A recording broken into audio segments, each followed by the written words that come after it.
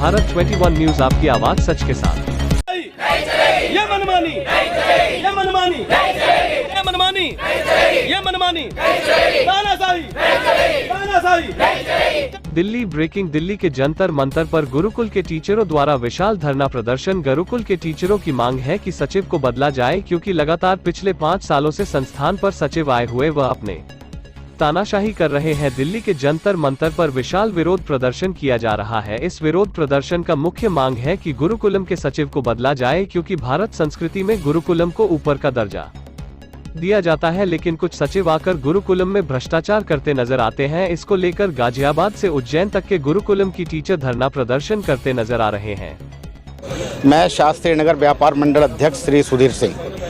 मैं सरकार का ध्यान इस तरफ दिलाना चाहता हूं कि ये जो हमारी वैदिक संस्कृति है, जो हमारे गुरुकुल सदियों से चले आ रहे हैं, जब से ये कभी हिंदुस्तान देश बना है तब से गुरुकुल चले आ रहे हैं। और यदि इस सरकार में, जो सरकार वर्तमान में चल रही है, अगर इस सरकार में भी गुरुकुलों की नहीं सुनी जाएगी, या गुरुकुल के जो हमारे आचार्य जी गुरुकुलों को चला रहे हैं और देश की विरासत को, संस्कृति को आगे बढ़ा रहे हैं, अगर इनको प्रताड़ित किया जाएगा तो देश के अंदर से जो हमारे संस्कार, जिन पे हमारा देश टिका हुआ है, जो हमारे देश की रीढ़, वो ही ख़त्म हो जाएगी।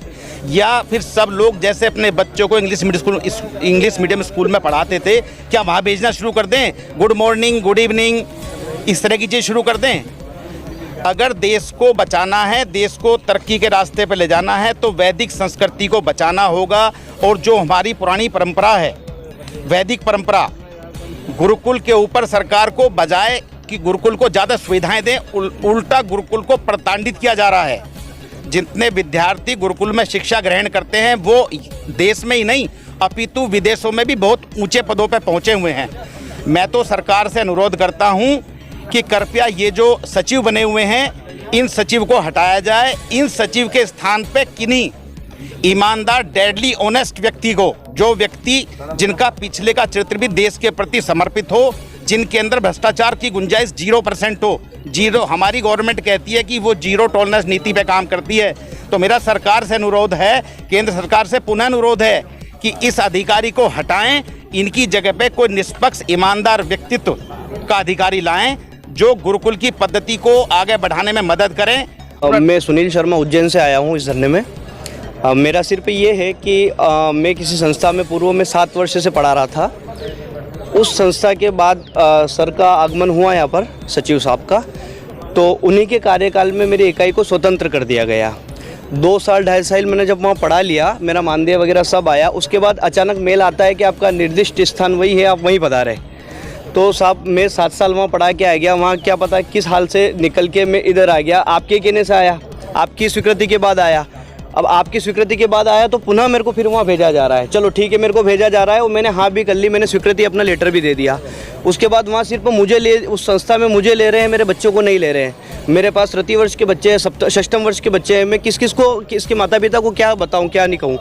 तो सितंबर माह से लेके अक्टूबर माह से लेके अभी तक का मेरा मानदेय जो है वो रोक दिया गया है। मैं कितनी बार ऑफिस चला गया हूँ, मुझे वहाँ से किसी भी प्रकार का कोई रिस्पॉन्स नहीं दिया जा रहा है। और अभी तो ये होने लग गया कि मैं 3 बार चला गया, मुझे गेट से ही रिटर्न कर दिया जा रहा है, अंदर भी प्रवेश नहीं दिया जा रहा है। तो मैं अपनी मांग रखूँ तो कहाँ रखूँ? किस का नाम क्या है? जी, महर्षि सांदीपनि राष्ट्रीय वेद विद्या प्रतिष्ठान, उनके सचिव जी हमारे श्रीमान विरूपाक्ष जी जड्डीपाल जी। और उन्हीं से मैं कहना चाहता हूं कि सर आखिर मेरी गलती क्या है, मैंने क्या गुनाह कर दिया?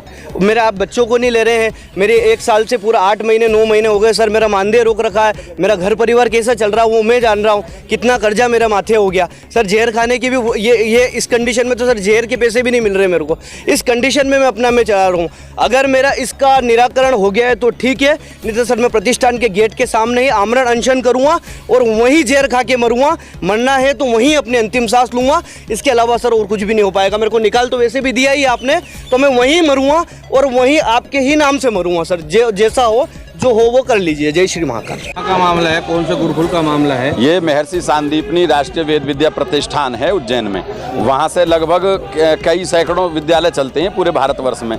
तो उनको एक सचिव देखते हैं वहाँ से, और वो सचिव जो है शिक्षा मंत्रालय से नियुक्त किए जाते हैं। और डॉक्टर विरूपाक्ष जड्डीपाल, और 5 साल से जब से आए हैं लोगों को प्रताड़ित करना शुरू किया है। सबने सहन किया, चलो कोई बात नहीं, 5 साल हो जाएंगे, निकल जाएंगे, लेकिन सुनने में आ रहा है कि 5 साल और बढ़वा रहे हैं। और जब से ये आए हैं वेतनमान का भी इन्होंने विसंगति कर रखी है। किसी को 65,000 देते हैं, किसी को 55,000, किसी को 45 और कुछ को 16,000 ही देते हैं। बताइए आज की इस महंगाई में 16,000 में 20,000 में क्या होता है और फिर विसंगतियां करते हैं, उससे भी इनका पेट नहीं भरा परेशान करने में। तो इन्होंने क्या किया कि जरा सा कोई अध्यापक से गलती हो गई, कोई बात हो गई या कोई आवाज़ उठा रहा है इनके खिलाफ या इनकी गलतियां गिना रहा है तो तुरंत उसको इंटरव्यू के नाम पर, री इंटरव्यू के नाम पर बुला लेते हैं। किस स्कूल में एक भी बच्चा फेल नहीं होता। जिस स्कूल में 40 बच्चे हैं, 100 बच्चे हैं, 50 बच्चे हैं तो एक बच्चा एब्सेंट भी हो सकता है, एक बच्चा फेल भी हो सकता है। लेकिन इन्होंने इतना प्रताड़ित करा, कोरोना के समय में भी, आसपास के समय में भी, एक बच्चा यदि फेल हो गया है तो उसे अपने खर्चे पर अध्यापक लेके आएगा और उसको पढ़ा वहाँ 20 दिन रहेगा उज्जैन में, चाहे वो हैदराबाद से हो, चाहे वो केरल से हो, चाहे वो आसाम से हो, कैसे भी हो। बस इनकी इतनी तानाशाही है कि कहीं से भी बुला लेते हैं और आकर के करिए, आके सुनाइए, ये करिए, कंठस्थ सुनाइए। वेद कंठस्थ मौखिक परंपरा होती है। दिल्ली के जंतर मंतर पे है, कहाँ के गुरुकुल के बच्चे आए हैं, कहाँ के टीचर आए हैं यहाँ पे पूरे भारत से हैं आचार्य लोग, जो पूरे भारत से आए हुए हैं। और जो है ये जो बच्चे गुरुकुल के आप ज़्यादातर देख रहे हैं ये हैं गाजियाबाद के गुरुकुल के महर्षि वेदव्यास वेद विद्यापीठ से। ठीक।